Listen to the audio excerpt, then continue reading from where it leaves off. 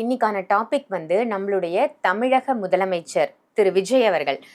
இத்தனை நாள் வரைக்கும் அவங்க நெத்தியில வந்து நம்ம எந்த விதமான அந்த பொட்டோ மையோ அந்த மாதிரி எதுவுமே பார்க்கல. ஆனா இப்போ அரசியலுக்கு வந்த பிறகு அவருடைய நெத்தியில வந்து ஒரு கருப்பு மை வச்சிருக்கிறத பார்க்க முடியுது. இந்த மை எதனுடைய அடையாளமா இருக்கும்?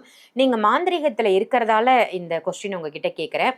எதை முன்னிலைப்படுத்தி அவர் வந்து அந்த பொட்டை வைக்கிறாரு அப்படின்னு நீங்க அவ்வளவுதான். தன்மை வந்து நம்மள வந்து ஆமான்னு சொல்ல வச்சிரும். ஆமா, அதுதான் அந்த மை. அதுதான் வந்து நிறைய பேர் விடுறது.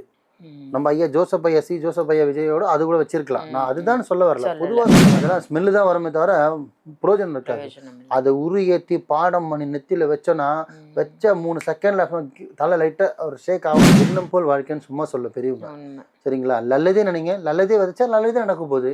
இன்னைக்கு அவர் சிஎம், நாளைக்கு நீ சிஎம். இன்னைக்கு அவர் ஸ்டாரா, நாளைக்கு நீ ஸ்டாரு. நீ நான் மாலிக் கிங்கு மாதிரி இருக்கேன்னா நாளைக்கு இன்னொருத்தர் வருவான். ஒருத்தர் போனா ஒருத்தர் வந்து தானே இருப்பாங்க. கண்டிப்பா கண்டிப்பா சொல்லுங்க.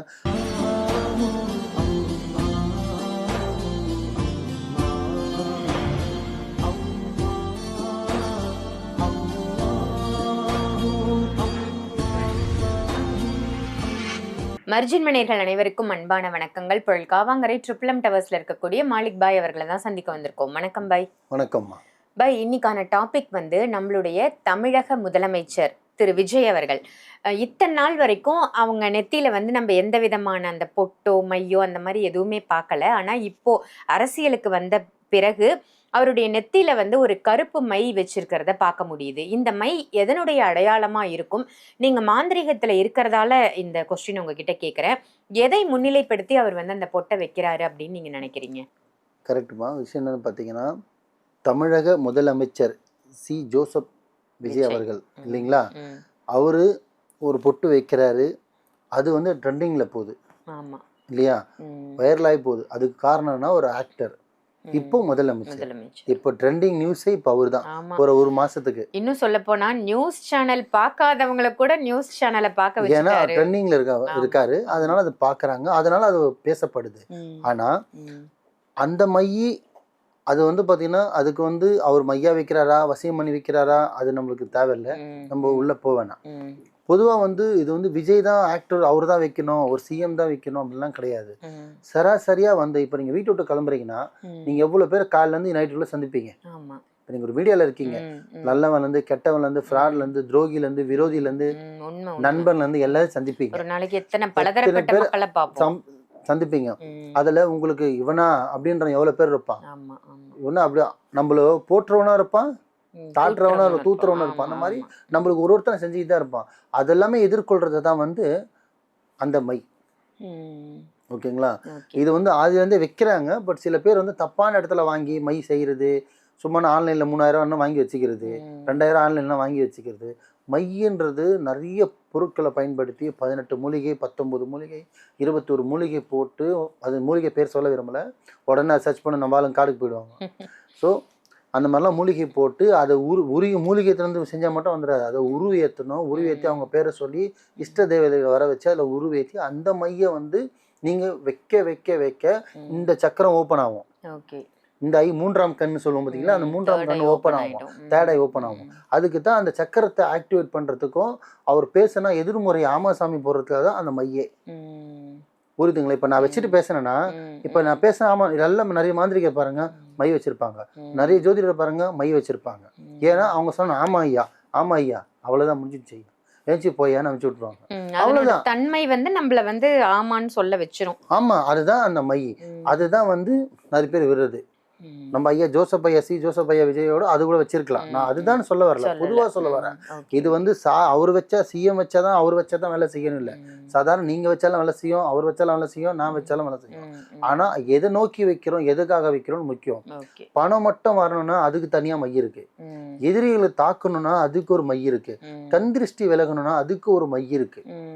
பெண்களை வசியப்படுத்தணும்னா அதுக்கு ஒரு மை இருக்கு. வேலை செய்யற ஒர்க்கர்ஸை நம்ம பேச்ச கேட்கணும்னா அதுக்கு ஒரு மை இருக்கு. கடன்காரங்களை பார்த்துட்டு சைலண்டா காசு கூட கேட்காம போறதுக்கு வைக்கிறதுக்கு ஒரு மை இருக்கு. புரியுதுங்களா? நம்மள அடிக்க வரவங்க கூட நண்பனா ஆக்கி அனுப்புறதுக்கு ஒரு மை இருக்கு பேசும்போது. ஸோ இந்த மாதிரி நிறைய வகைகள் மை இருக்கு. அது எங்க வாங்குறோம், யார்கிட்ட வாங்குறோம், எப்படி வைக்கிறோம், எதுக்காக வைக்கிறோம், இது ரொம்ப முக்கியம். சும்மா ஹைடெக்ஸ் மை மாரி வாங்கினது வச்சோன்னு டப்புன்னு வச்சோன்னா அப்படியே 3ஆம் கண் ஓப்பன் ஆயிடாது. அதெல்லாம் ஸ்மெல்லு தான் வருமே தவிர பிரயோஜனம் இருக்காது.